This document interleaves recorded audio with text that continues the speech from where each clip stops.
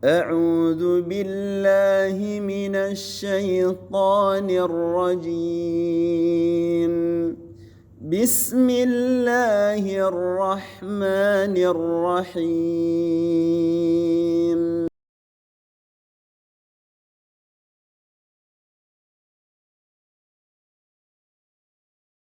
Assalamualaikum warahmatullahi wabarakatuh. Alhamdulillahi rabbil alamin. Wassalatu wassalamu ala rasulillahi Muhammadin sallallahu alaihi wasallam wa ala alihi wa ashabihi wa man tabi'ahum bi ihsanin ila yaumiddin, amma ba'du. Faya ibadallah, usikum wa iyaya an ittaqullaha haqqa tuqatih wa la tamutunna illa wa antum muslimun. Rabbi shrah li sadri wa yassir li amri wahlul 'uqdatam min lisani yafqahu qawli. Bapak-bapak, ibu-ibu, jamaah pengajian di Masjid Baitur Rahim yang dirahmati Allah Ta'ala, alhamdulillah, puji dan syukur marilah kita panjatkan kehadirat Allah Subhanahu wa Ta'ala, yang mana Allah telah menautkan hati kita dalam indahnya ikatan iman. Salawat dan salam semoga tetap tercurah kepada uswatun hasanah kita, yaitu Muhammad sallallahu alaihi wasallam. Bapak Ibu semua jamaah yang dirahmati oleh Allah Subhanahu wa Ta'ala, di kesempatan malam hari ini mari kita bersama-sama merenungkan sebuah hadiah terindah dalam Islam, yaitu ukhuwah Islamiyah. Dan saat ini bertepatan dengan bulan Zulhijjah, di mana di bulan ini ada syariat haji. Kaum muslimin dari seluruh penjuru dunia berkumpul di Mekah, dan filosofi dari haji itu sendiri diantaranya yaitu memperkuat ukhuwah Islamiyah, persaudaraan umat Islam, persaudaraan bukan karena ikatan darah, persaudaraan bukan karena kepentingan bisnis, melainkan persaudaraan karena kesamaan akidah. Jadi jamaah semua yang dirahmati oleh Allah Subhanahu wa Ta'ala, begitu indahnya ukhuwah ini, sampai-sampai Rasulullah sallallahu alaihi wasallam bersabda dalam sebuah hadis yang diriwayatkan oleh Imam Abu Dawud, Anil Bara radhiyallahu anhu qala Rasulullah sallallahu alaihi wasallam, ma min muslimaini yaltaqiyani fayatasafahani illa ghufira lahuma qabla an yaftariqa. Tidaklah dua orang muslim berjumpa lalu keduanya berjabat tangan kecuali keduanya diampuni sebelum keduanya berpisah. Hadis riwayat Abu Dawud. Bapak Ibu semua jamaah yang dirahmati oleh Allah Subhanahu wa Ta'ala, jadi Allah Subhanahu wa Ta'ala sudah menurunkan ampunan, sudah memberikan ampunan kepada dua orang muslim yang berjabat tangan saat berjumpa, baik dia mengenalinya atau dia tidak mengenalinya. Jadi rahmat Allah yang berupa ampunan ini Allah turunkan dengan segera, qabla ayyaftariqa, sebelum keduanya itu berpisah. Artinya selama keduanya masih terus menjalin ukhuwah, masih terus mempererat persaudaraan, itu berarti Allah akan senantiasa mencurahkan rahmat, ampunan kepada hamba-hambanya yang senantiasa menjaga hubungan baik dengan sesama. Bapak Ibu semua jamaah yang dirahmati oleh Allah Subhanahu wa taala, ukhuwah Islamiyah adalah prinsip hidup yang paling penting bagi setiap mukmin. Sampai-sampai sholat berjamaah di masjid, sholat fardu, itu sangat-sangat ditekankan oleh Nabi Sallallahu Alaihi Wasallam. Sholatul jamaati afdalu min sholatil fardhi bisab'i wa isrina darajatan. Sholat jamaah itu lebih baik daripada sholat sendirian, yaitu pahalanya 27 derajat. Itu betapa pentingnya ukhuwah. Demikian juga di dalam surat An-Nisa, Allah Subhanahu wa taala menurunkan ayat di mana ayat itu mengatur tata cara sholat berjamaah saat sedang berperang. Itu ada ayat sendiri di dalam surat An-Nisa. Jadi di saat berperang pun Allah Subhanahu wa taala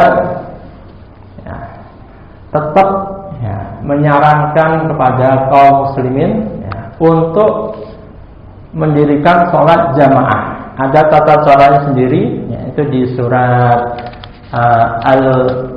An-Nisa.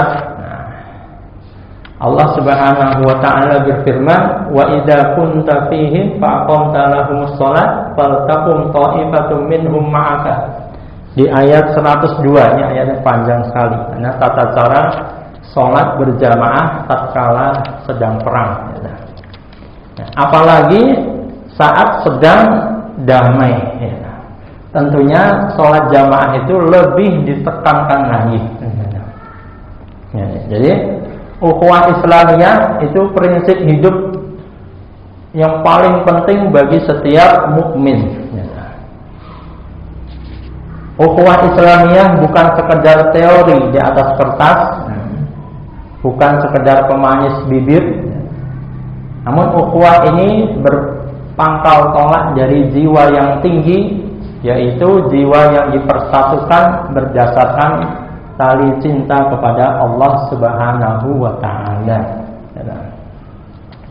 Di mana Allah Subhanahu wa taala berfirman, "Innamal mu'minuna ikhwatun fa aslihu baina akhawaykum wattaqullaha la'allakum turhamun." Innamal mu'minuna ikhwah. Sesungguhnya orang-orang beriman itu dengan didasarkan keimanannya itu kepada Allah, cintanya kepada Allah, itu adalah ikhwah. Mereka semua itu adalah saudara. Fa aslihu baina akhawaykum. Maka damaikanlah di antara saudara-saudara kalian apabila berselisih. Wattaqullaha, takutlah kalian kepada Allah, la'allakum turhamun, agar kalian diberikan rahmat, agar kalian disayangi. Jadi damaikanlah, yakni perbaikilah hubungan di antara saudara-saudaramu yang bertikai. Bahkan di ayat yang lain Allah Subhanahu wa taala memuji sekelompok orang yang berbisik-bisik. Padahal di ayat di surat Al-Mujadalah ini, innaman najwa minasyaiton, sesungguhnya bisik-bisik itu dari syaitan. Namun di sini ada bisik-bisik yang justru menghadirkan pahala, La khaira fi katsirin min najwahum illa man amara bi shadaqatin aw ma'rufin aw islahin bainan nas. Wa may yaf'al dzalika ibtigha'a mardatillah fasawfa nu'tihi ajran 'aziman. Tidak ada kebaikan apapun di banyak aktivitas bisik-bisik mereka. Bisik-bisik mereka, yaitu rasan-rasan mereka. Illa man amara bi shadaqatin, kecuali rasan-rasan bisik-bisik, ya, yang mengandung perintah untuk bersedekah. Itu ada kotak kosong, isilah. Kamu punya uang berapa? Masukkan aja kotak itu. Ada atau coba? Itu kan bisik-bisik, ya. Tapi amara bisedaqatin mengandung makna positif, yaitu memerintahkan untuk bersedekah. Au ma'rufin, atau memerintahkan untuk berbuat baik, ya. Itu ada orang buta lewat tuh. Ya. Ayo kita bantu, yuk, dia mau nyebrang. Ayo bantu. Jadi bisik-bisik untuk melakukan kebaikan. Satu, bisik-bisik untuk bersedekah, bisik-bisik untuk berbuat baik, au islahin bainan nas. Bisik-bisik untuk mendamaikan manusia. Nah, itu lagi ini loh. Lagi saling saling boikot, saling diam-diaman. Ayo kita damaikannya. Gimana ya caranya ya kita damaikannya? Ya kita pikir enaknya gimana ya cara mendamaikan mereka itu ya. Mereka kalau ketemu itu nggak ngucapin salam, saling melengos, saling berpaling. Ya. Yuk kita damaikan ya. Jadi islahin bainan nas, mendamaikan manusia. Seperti Pakistan, mendamaikan, berusaha untuk mendamaikan Amerika dengan Iran dan lain sebagainya. Wa may yaf'al dzalika ibtigha'a mardatillah fasawfa nu'tihi ajran 'azima. Barang siapa yang mengerjakan hal itu ibtigha'a mardatillah, didasari niat untuk menggapai keridhaan Allah, fasawfa nu'tihi ajran 'azima, maka kami akan memberikannya pahala 'aziman yang besar. Adapun di surat Al-Mujadalah, ini bisik-bisik yang tercela, yaitu ya ayyuhalladzina amanu idza tanajaitum fala tatanajau bil ismi wal udwani wa ma'siyati rasul. Wahai orang-orang yang beriman, apabila kalian itu berbisik-bisik, janganlah kalian berbisik-bisik bil ismi, yang mana isinya mendorong manusia untuk berbuat dosa, wal udwan, memprovokasi orang untuk bermusuhan, wa maksiati rasul, atau menyakiti rasul. Itu bisik-bisik yang tercela. Bapak Ibu semua jamaah yang dirahmati oleh Allah Subhanahu wa taala, semangat ukhuwah itu hanya bisa lahir dari hati yang bersih. Hati yang bersih tentunya bersih dari al-hasad. Idza qul a'udzu birabbil falaq, katakanlah wahai Muhammad, aku berlindung dari Rabb pemilik waktu fajar, waktu subuh, falaknya. Min syarri ma khalaq, wa min, yang terakhir, wa min syarri hasidin idza hasad, dari kejahatan orang dengki yang mengaplikasikan, yang menjalankan kedengkiannya. Jadi iri, dengki, tapi dalam bentuk perbuatan. Kalau iri hanya di dalam hati, itu pun sudah tercela sebenarnya. Apalagi ini iri yang kemudian diungkapkan dalam bentuk perbuatan. Jadi ukhuwah, persaudaraan itu hanya bisa lahir dari hati yang bersih. Jadi agar kita bisa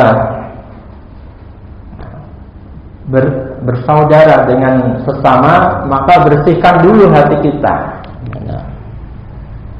agar kita bisa menciptakan ukhuwah, persaudaraan. Hendaknya masing-masing membersihkan hatinya. Kemudian yang kedua, ikhlas. Ikhlas karena Allah Subhanahu wa ta'ala. Namun kita harus jujur, ukhuwah adalah pengorbanan yang sangat berat pelaksanaannya. Karena itu tadi, kita harus berkorban untuk menyisihkan waktu dan tenaga kita guna membersihkan hati kita. Kemudian untuk mengikhlaskan amal-amal kebaikan kita. Sahabat Suhail radhiyallahu anhu pernah mengingatkan bahwa keikhlasan adalah amal yang paling berat. Karena di dalam keikhlasan tidak ada jatah atau tidak ada bagian untuk keuntungan diri kita sendiri. Jadi mengapa hari ini ukhuwah kita itu mudah retak? Jawabannya adalah persoalan hati. Ukhuwah itu rusak karena berawal dari hati. Makanya Nabi SAW itu pernah mengingatkan kepada kita, ala fa inna fil jasadi mudghah. Ketahuilah bahwa di dalam jasadmu itu ada mudghah, segumpal daging. Idza saluhat saluhal jasadu kullu wa idza fasadat fasadal jasadu kullu. Apabila segumpal daging itu baik, maka baiklah seluruh badan. Apabila rusak, maka rusaklah seluruh badan itu. Ala wahyal qalb. Segumpal daging itu adalah hati. Maka dengan kebersihan hati ini akan melahirkan akhlak yang mulia. Bapak Ibu semua jamaah yang dirahmati oleh Allah Subhanahu wa ta'ala, dan termasuk hal yang terberat adalah yaitu mengangkat sifat ego dalam diri, egosentris, yaitu seseorang yang menganggap dirinya sebagai pusat dari kebenaran, tolak ukur kebenaran, selalu melihat dari sudut pandangnya sendiri. Pokoknya kalau nggak gini, yang ini. Kalau bukan kata saya, berarti pasti keliru. Yang benar itu apa yang saya katakan ini. Itu sudah pasti benar, itu sudah nggak terbantahkan. Ini egosentris. Ini merusak ukhuwah, merusak sinergi dalam dakwah atau sinergi dalam bermasyarakat. Jadi arogan, gemar menyalahkan orang lain, akhirnya muncul akibatnya yaitu dalam kerjasama kelompok yang terjadi justru keterasingan. Padahal keberhasilan sebuah umat tidak ditentukan oleh kepiawaian satu orang individu, melainkan dari sebuah sinergi atau kerjasama yang solid.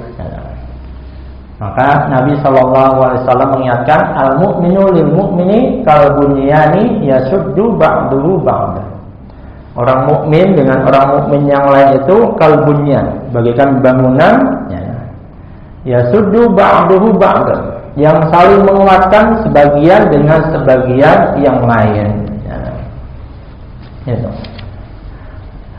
Bangunan rumah bisa berdiri karena masing-masing dari tiap-tiap bahan itu saling menyadari perannya, tahu posisinya. Genteng ya letaknya di atas, kalau keramik ya letaknya di bawah. Saling menyadari posisinya, sehingga tercipta sebuah rumah yang indah. Coba kalau masing-masing bahan itu menuruti egonya masing-masing, maka rumah yang indah itu tidak terwujud. Keramik merasa iri dengan genteng, enak kamu di atas, saya di bawah, diinjak-injak terus. Yang dia sama di atas, keramik di atas. Genteng, kamu enak di bawah ya, nggak kepanasan. Saya ini di atas kepanasan karena matahari terus. Nah, itu. Jadi semua harus menyadari perannya masing-masing, sehingga akan lahir sebuah keindahan. Bapak Ibu semua jamaah yang dirahmati oleh Allah Subhanahu wa taala, maka obat dari rusaknya ukhuwah itu adalah mengembalikan kesehatan hati kita sendiri. Seringkali kita lebih mudah mendeteksi penyakit hati orang lain daripada penyakit di hati kita sendiri. Seakan-akan sakit hati itu monopoli orang lain dan kita selalu merasa selalu suci atau merasa selalu sehat. Maka apabila ukhuwah atau persaudaraan itu retak atau rusak, maka lihatlah hati masing-masing di antara kita. Maka langkah bijaksana adalah yaitu kita sadar diri, introspeksi diri, kemudian setelah kita temukan, oh ternyata hati saya lagi sakit, ada perasaan saya itu lebih tinggi, lebih berilmu, perasaan saya lebih kaya dan lain sebagainya. Sadar diri kemudian bertaubat, memohon ampun kepada Allah Subhanahu wa taala. Kita obati hati kita. Obat hati ada 5. Maca Quran lan maknani. Kemudian banyak-banyak berpuasa. Kemudian ongkang soleh kumulono, berkumpul dengan orang-orang soleh. Banyak berzikir, mengingat Allah. Ala bidzikrillahi tatmainnul qulub. Dengan mengingat Allah, hati akan menjadi tenang. Itu cara kita untuk memperbaiki rusaknya persaudaraan. Ya. Ini ada 2 cara praktis, yaitu menjaga lisan. Jadi jangan biarkan orang-orang yang tidak mengerti masalah ikut campur menjadi penyambung lidah yang aktif. Jadi contohnya misalnya di sebuah kampung terjadi perselisihan kecil, misalnya antara Pak Amir dengan Pak Hasan mengenai batas tanah kebun. Awalnya 2 orang ini, Pak Amir dengan Pak Hasan ini masih berusaha menyelesaikan masalah dengan tenang. Namun beberapa warga yang sebenarnya tidak mengetahui persoalan secara jelas mulai ikut campur. Lisannya sudah sudah gatal, ingin ikut campur, ingin ikut ngomongin, rasanya. Aku dengar Pak Hasan itu sengaja itu menyerobot tanah orang. Kata seorang biasa di warung kopi. Ya. Orang lain kemudian menyampaikan cerita itu ke warga lain. Ya. Kemudian dengan tambahan perkataan yang belum tentu benar. Ya. Kata itu yang jualan di warung kopi itu katanya Pak Hasan itu sengaja loh nyerobot tanah orang. Ya. Terus ya, dari mulut ke mulut, ya, dari grup ke grup. Ya. Akibatnya suasana kampung menjadi tidak nyaman. Ya. Keluarga Pak Hasan dengan keluarga Pak Amir ya, ini sudah mulai saling curiga. Ya. Dan hubungan bertetangga sudah mulai renggang. Ya. Namun melihat keadaan tersebut, ya, ini Pak RT-nya bijak ya, mengingatkan warga agar tidak menjadi penyebar berita yang belum jelas kebenarannya. Pak RT-nya mengatakan kalau tidak memahami masalah sebenarnya, lebih baik jangan ikut menyampaikan cerita kemana-mana, ya, karena bisa memperkeruh suasana. Ya. Beberapa warga yang bijak itu memilih menjauh dari pembicaraan yang bernada provokasi dan mengajak kedua pihak bermusyawarah secara langsung. Ya. Setelah diadakan pertemuan, ternyata masalah batas tanah itu hanya kesalahpahaman. Ya. Karena patok lama itu sudah bergeser akibat banjir. Ya. Jadi, patok lama bergeser akibat banjir. Ya.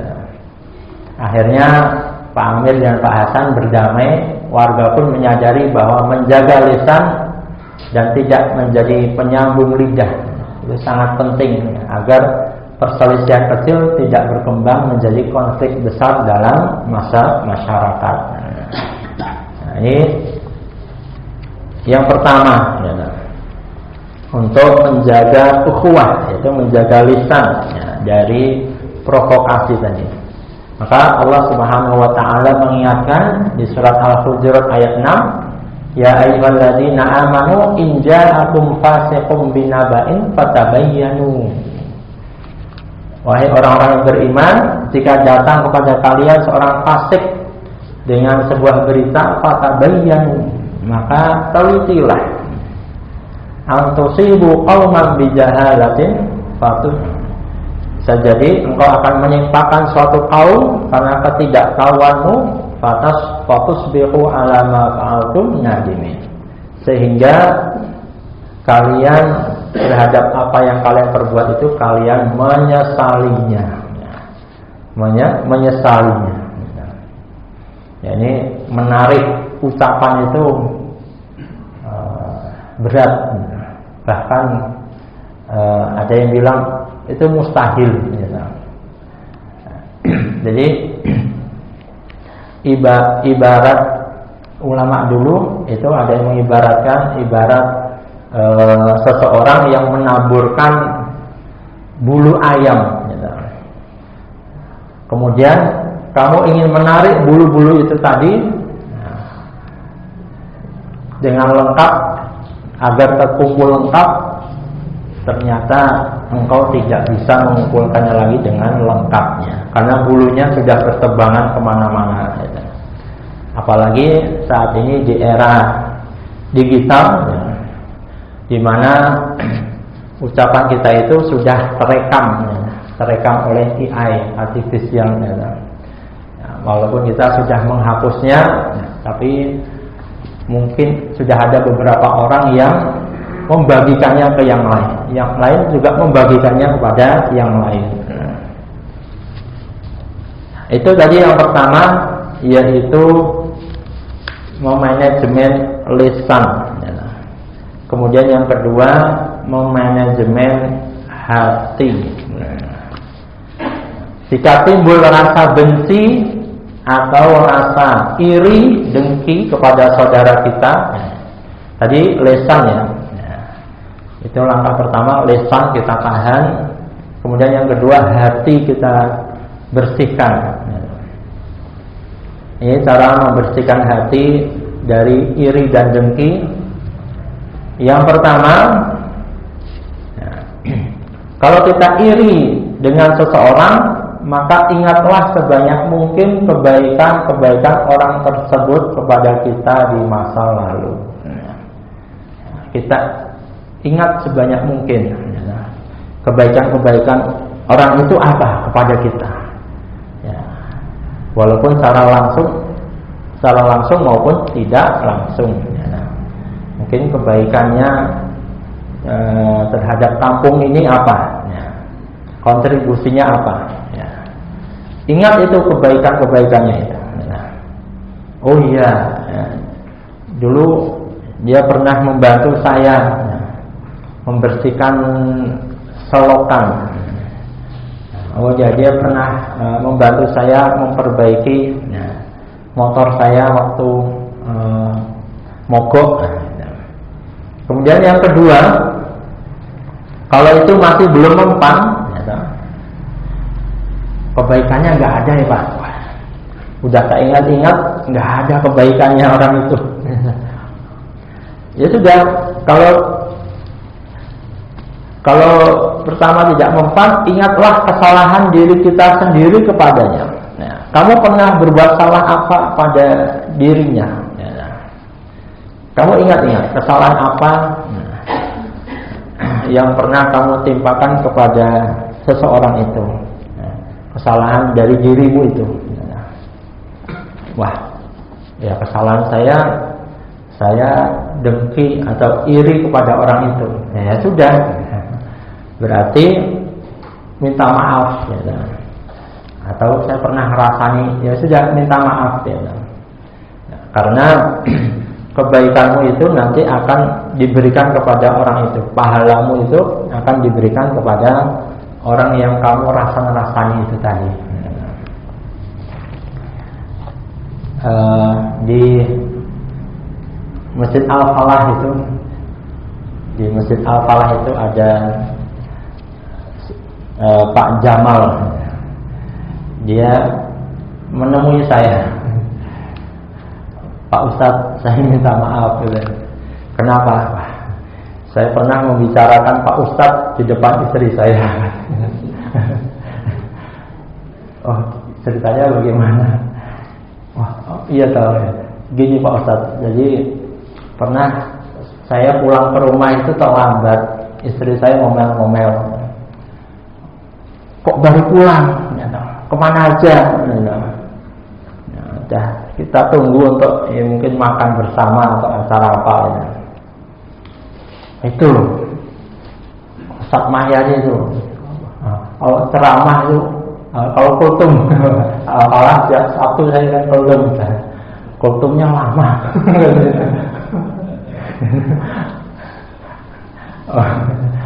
Oh tidak apa-apa, saya maafkan. Gitu. Nah itu kadang saya sendiri juga ada yang masih belum bisa meminta maaf ya, kepada orang yang pernah saya rasani.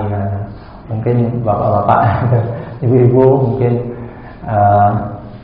sudah ada yang pernah minta maaf kepada orang yang pernah dirasani, Masya Allah ya. Jadi meminta maaf itu juga suatu pengorbanan yang berat ya. Karena meminta maaf itu kan kita sudah menurunkan ego kita gitu. Berat itu ya. Minta maaf ya. Kalau kita memberi maaf itu mah mudah sekali ya. Saya tadi kan ya saya maafkan, mudah sekali. Tapi kalau meminta maaf ya masa Ustaz meminta maaf kan itu orang berilmu kok minta maaf kan.